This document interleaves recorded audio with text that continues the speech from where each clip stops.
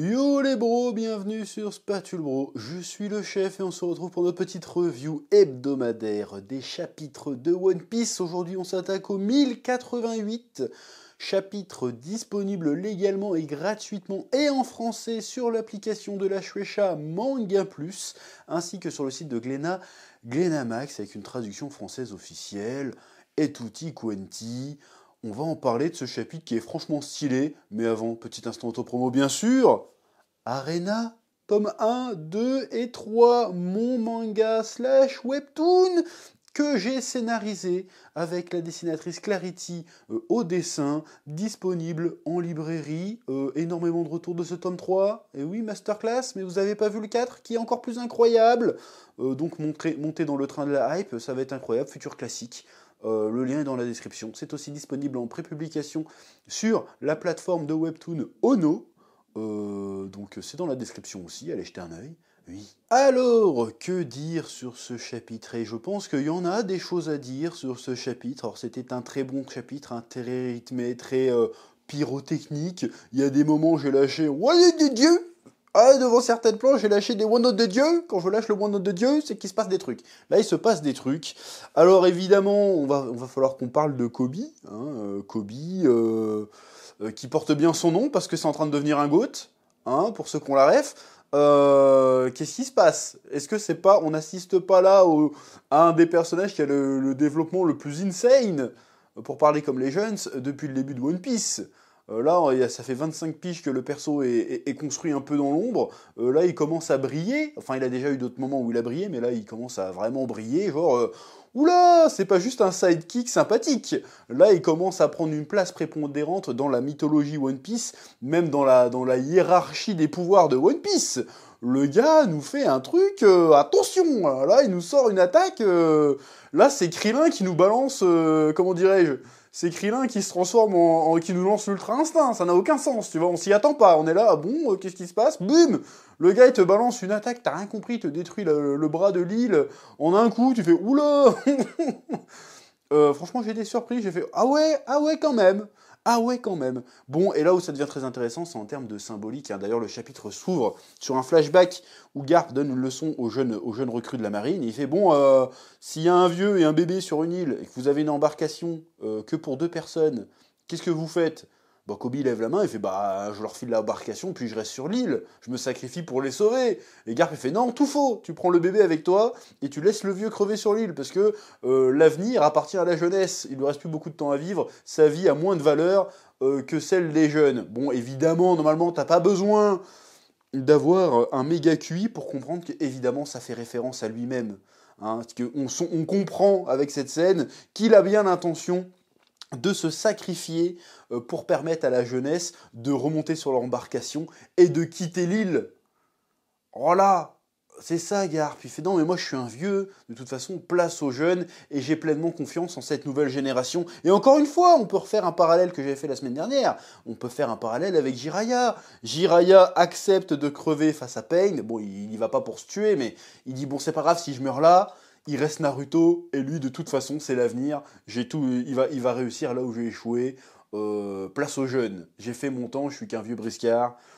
Place aux jeunes. Et ben là, Garp, il fait exactement la même chose avec Kobe, Hermep et les autres. Il dit, bon, vous êtes les jeunesses, et je vous fais confiance, parce que eux, ils sont désespérés à un moment donné, quand le Pizarro, il balance une grosse... il commence à balancer des gigatatanes dans les bateaux.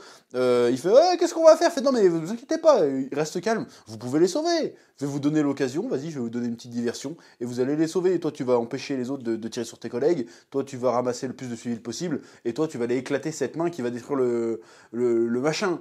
Allez-y, je vous fais confiance. Voilà, je sais que vous pouvez le faire. Je vous ai formé.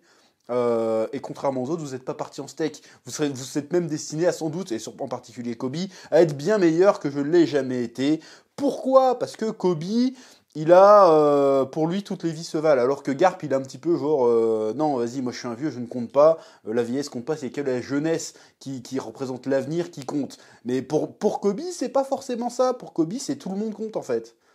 Donc dans un sens, il est meilleur que Garp, mais dans un sens aussi, c'est peut-être ça qui risque de faire un petit peu sa faiblesse. C'est qu'il croit que tout le monde est bon, que tout le monde mérite d'être sauvé. Or, d'un point de vue philosophique, peut-être, mais dans la vraie vie, peut-être pas. Et du coup, là, Kobe va être confronté à ce choix qu'il refusait de faire dans le flashback de Garp, en disant « Non, moi, je me sacrifie moi pour que le vieux puisse sortir aussi ». Et là, il va être obligé, peut-être, de dire « Bah non, en fait, on va être obligé de sacrifier le vieux, parce que le vieux va faire le choix lui-même. » Et c'est ça l'explication qu'il n'y a pas eu dans la réponse de Kobe. C'est le vieux qui fait le choix lui-même, qui fait « Non, sauve le bébé, barre-toi. » Tu vois. Donc le choix lui appartient pas, en fait, de forcément sauver tout le monde. Tu vois ce que je veux dire? Donc il y a une grosse leçon à recevoir de Kobe, et puis en plus, il y a le message de « T'as été capable de niquer, d'être aussi puissant que moi, en fait. » Donc maintenant, il est encore bien plus jeune. Donc maintenant, l'avenir t'appartient, si tu veux. Je trouve ça plutôt beau. Je trouve ça plutôt intéressant. Je trouve ça plutôt stylé. Et ça donne une aura au personnage de Kobe. Il commence à devenir incroyable. Alors tout le monde l'aimait bien déjà. Surtout avec ce qu'il avait fait à Marineford et tout. Mais là, là je veux dire... déjà même, rien que les débats de puissance n'ont plus aucun sens. Je veux dire, maintenant, tu es obligé de rajouter Kobe dans l'équation. C'est-à-dire, qui aurait prévu ça il y a encore 3 semaines? Absolument personne. Donc c'est pour ça que les essais de puissance sont bat les steaks en fait. C'est les essais de l'importance de personnages. Et là, Kobe vient de monter au top des personnages importants de One Piece, avec un développement qui est quand même... Alors, développement, ça veut pas dire gain de puissance, mais il a gagné en importance. Au début, Kobe, c'était un personnage anecdotique qui rencontre genre au chapitre 2 ou 3 de One Piece. T'arrives maintenant, ça devient un personnage majeur, alors qu'il a même pas suivi Luffy de tout le truc. Tu vois ce que je veux dire? Donc c'est incroyable comme développement. Je suis très curieux de voir où ça va aller, sachant que le personnage de Kobe est un personnage profondément animé par la justice et par l'envie de rendre le monde meilleur et de sauver un maximum de gens, de rendre service, d'être utile au plus de gens possible. Et c'est pour ça qu'il s'est engagé dans la marine. Mais quand on sait ce que représente la marine qui protège plus ou moins le gouvernement mondial et ce qu'on sait que le gouvernement mondial cache, ça va être terrible pour Kobe, parce qu'il va forcément l'apprendre à un moment donné, ce délire. Donc il va devoir, est-ce que c'est la marine? Est-ce qu'il est fidèle à la marine ou est-ce qu'il est fidèle à ses idéaux?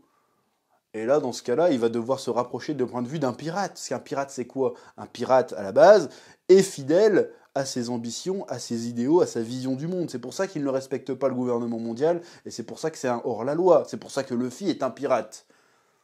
Donc ça va être intéressant de voir Kobe confronté à ce choix. Ça pourrait être très très intéressant. Oui. D'ailleurs, pour revenir à ce petit dilemme que propose Garp dans le flashback, Kobe a toujours pas assimilé la leçon. D'ailleurs, hein, je dis qu'il va certainement l'apprendre à la fin de cette histoire, mais il n'a toujours pas appris la leçon, parce que ce qu'il a fait, Kobe, le héros, c'est que Barbe Noire avait capturé 800 Marines, et qu'est-ce qu'il fait? Il fait non, mais Barbe Noire, vas-y, laisse-les repartir, et prends-moi à la place, j'ai plus de valeur. Donc il s'est sacrifié pour ce... Donc il a toujours ce sens du sacrifice. Et donc là, il va lui donner un... Et finalement, Garp va lui filer... Quand tu réfléchis bien, Garp va lui filer un exemple de sacrifice. Donc il va lui dire, bah, dis donc Garp, oh, finalement, je crois que c'était pas bien de se sacrifier, et là t'es en train de te sacrifier. Tu vois ce que je veux dire?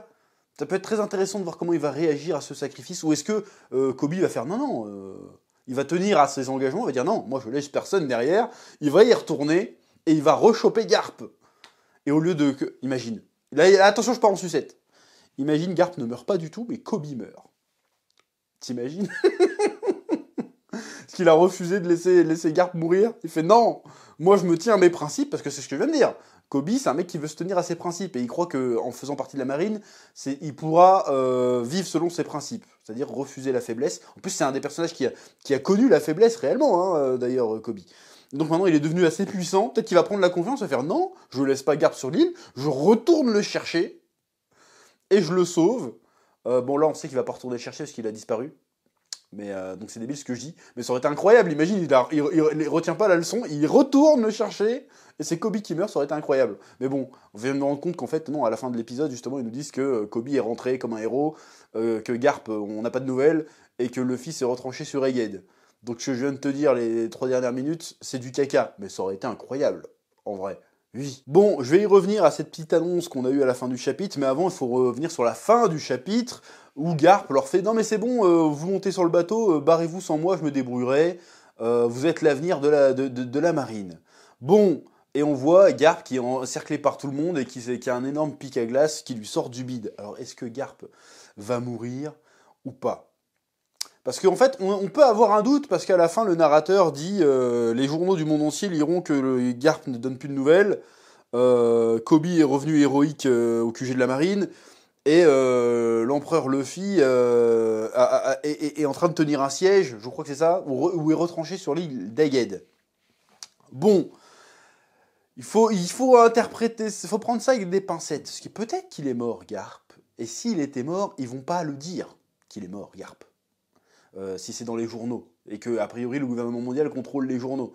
Ils vont pas le dire, parce qu'ils sont déjà en position de faiblesse, il y a des révoltes partout. S'il y a un vice-amiral qui se fait fumer par les pirates, ça va être compliqué, tu vois. Tu vois ce que je veux dire ou pas? Et surtout que c'est Garp, c'est une légende. Si en plus il est vraiment mort, c'est compliqué. Ou alors, il est vraiment pas mort. Aussi. C'est peut-être ça aussi. Est-ce qu'il est mort? Est-ce qu'il est pas mort? Est-ce que Kuzan va le sauver vite fait en Tsum Tsum pour quand même rester parmi les autres pirates et quand même montrer qu'il leur montre à les gens sans forcément tuer Garp? Peut-être que Garp aussi a plus de valeur vivant que mort aussi. Parce que peut-être leur but de faire une grosse rançon ou de faire de l'oseille. On sait pas trop encore. Donc je sais pas, je ne pourrais pas dire.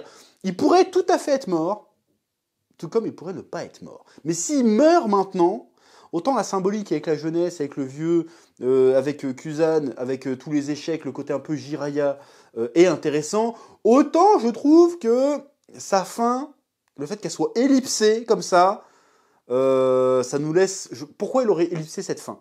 Parce que c'est un personnage si important que ça dans la mythologie One Piece de Garp. Bon, jusqu'à présent, il a toujours été mystérieux, mais on sait qu'il a eu un rôle à un moment donné super important dans l'histoire de One Piece. Dans l'histoire, au sens histoire avec un grand H, hein, pas dans le scénario, mais dans l'histoire de One Piece. Dans la mythologie de One Piece, Garp est un personnage super important. Tu peux pas le buter hors champ. Donc qu'est-ce qui s'est passé dans cet intervalle qu'on n'a pas vu? Peut-être qu'il s'est passé quelque chose, peut-être que ça va nous être raconté, et qui va nous expliquer pourquoi ou comment il est mort, ou pourquoi il n'est pas mort. Parce que je ne l'imagine pas, un personnage si important, prendre le coup de grâce hors champ comme ça. On peut pas imaginer Jiraiya mourir hors champ. On doit le voir mourir pour qu'on soit sûr qu'il est mort, pour qu'on vraiment se prenne sa mort dans la tronche. Tu vois ce que je veux dire? Donc on peut pas laisser mourir Garp comme ça.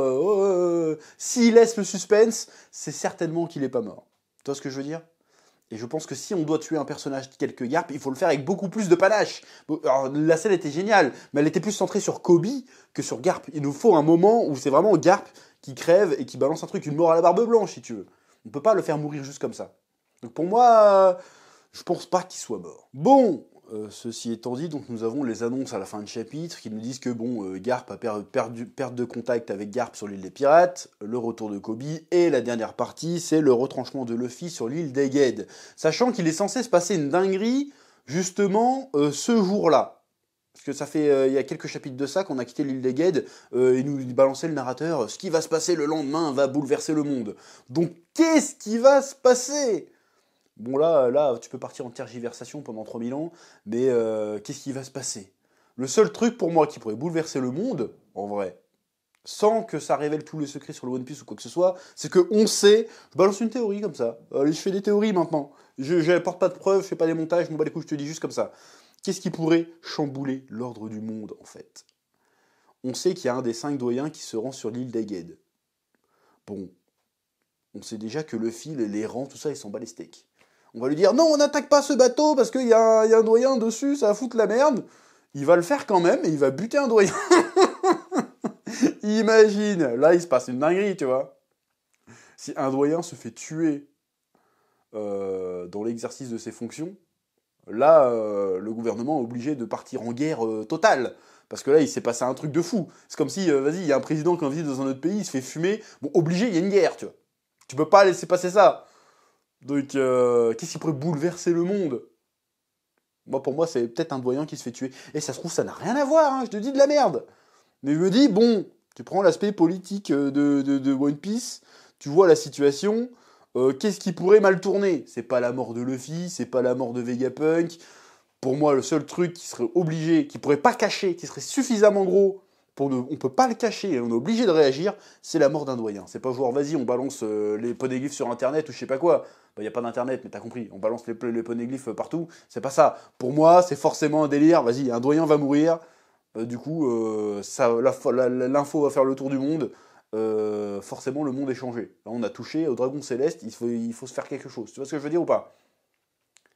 Bon, alors je dis de la merde, hein. C'est possible, hein. D'ailleurs, c'est fortement probable que je te dise de la merde là-dessus. L'autre question qu'on se pose, c'est, admettons que Garp meurt, comment va réagir Luffy? En plus, c'est très bizarre ce chapitre, quand il pense. Je pars sur autre chose, mais ça va revenir avec ce que je suis en train de dire. C'est que finalement, on prend parti pour la marine. Alors que la marine, c'est censé être les méchants. Tu vois ce que je veux dire? C'est un peu bizarre de dire, vas-y Garp, tu vas t'en sortir. Mais Garp, en fait, il représente le pouvoir, il représente les méchants, en fait. Donc, et finalement, il combat les pirates qui sont censés aussi représenter la révolution, mais on combat les méchants pirates. Donc il y a des méchants pirates et il y a des gentils marines qui se foutent sur la gueule. C'est assez intéressant comme machin, mais en fait, ça revient pas du tout à ce que je voulais dire. Donc, Luffy, il va apprendre, admettons qu'il apprenne la mort de Garp, qu'est-ce qu'il va faire? Tu crois vraiment qu'il va se mettre en quête de vengeance? Je vois pas Luffy partir en quête de vengeance. Or, qu'ils veulent se friter avec Akainu, encore je peux comprendre parce qu'il a buté son frère devant lui, mais Garp, je sais pas s'il voudra venger Garp. Je pense qu'il fera, ouais, mais il est mort en faisant ce qu'il voulait, il est mort le sourire aux lèvres, il n'y a pas de raison de le venger, tu vois. Je vois pas Luffy animé par la vengeance. Tu vois ce que je veux dire ou pas? Ou alors si, encore une fois, là je suis parti du contexte de la review, là je pars en freestyle. Admettons que Luffy, pendant qu'il est sur Egghead, Luffy apprend que Garp est mort. Et admettons que Luffy pète un câble. Mais là, il te sort un Gear 5 diabolique. Tu sais, il arrête de faire « Oh, rigolo !» Non, Gear 5 du démon. Là, je suis plus content, j'imagine des dingueries. Il fait hey, regarde, il y a le gouvernement mondial qui est là. » Et il dit « Vas-y, je vais te buter, sale bâtard. À cause de vous, mon grand-père, il est mort. Je vous fume. » Et là, du coup, ça rattrape avec ce que je disais. Hop, du coup, il a buté un membre du Gorosei. Et du coup, là, guerre mondiale. Voilà. Je suis parti en sucette depuis le début, je suis complètement sorti du contexte de la review. Mais ce chapitre commence, mais des chapitres comme ça commence à m'exciter. Je me dis, oh, il va se passer des trucs. Il y a eu des petits bassins où on se faisait un peu chier, et là on se dit, oh, il a réussi à nous rattraper, le Oda. Il est très fort, il y a toujours des périodes un petit peu où on s'emmerde, et puis il a réussi à nous rattraper. Et là, il a réussi à me rattraper. Donc je pars en sucette dans ma review, c'est logique. Quand je pense que je prends plus de plaisir sur One Piece que sur Dragon Ball Super, c'est honteux, hein. C'est honteux, hein. Mais en même temps, c'est mérité. La One Piece, elle vend en poupe en ce moment, et c'est mérité, parce que là, on a des chapitres pas piqués des hannetons. Bon, en espérant qu'il arrête de faire des découpages à la zob dans certains chapitres, et tout se passera très bien. Donc je suis très curieux de voir où tout ça va nous mener. Il me semble qu'on a un hiatus d'une semaine ou deux encore, si je dis pas de bêtises. Mais franchement, très très curieux de voir ça va être quoi ce fameux incident qui va changer la face du monde le lendemain de tous ces événements qui se passent en même temps. Sachant que l'eau, on sait toujours pas ce qu'il est devenu. Bon, on sait qu'il a réussi à se sauver, mais on n'a pas plus d'infos. Il y a le Morgan qui prépare un truc aussi de son côté. Il se passe un truc chez les Dragons Célestes avec l'autre en tête de lune bizarre. Il se passe plein de trucs là. Et peut-être temps de regrouper un petit peu tout ça. Et de voir ce que tu es en train de nous cuisiner, Oda, depuis tout ce temps, voire toutes ces années, en fait. Voilà, bref, c'est un très bon chapitre qui nous laisse avec plein de questions, plein d'excitation pour les prochains. Donc voilà, j'ai kiffé ma race. C'est à peu près tout ce que j'ai à dire sur ce chapitre, même si je suis parti en couille à la moitié de la vidéo, c'est pas très grave. Je vous laisse le soin de mettre des pouces bleus, des petits commentaires, ne serait-ce que pour le référencement, ça fait plaisir. Et je vous dis à très bientôt sur Spatubro pour de nouvelles vidéos. Que la passion vous guide. Oui.